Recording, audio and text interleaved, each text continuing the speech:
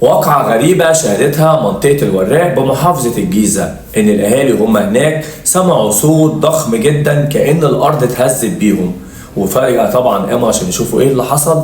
وكانت الصدمة ليهم كلهم إن هم لقوا بنت وقع من بلكونة على عربية، بس البنت كانت في وضع صعب جدا خصوصا بعد أثر الوقعة ديت.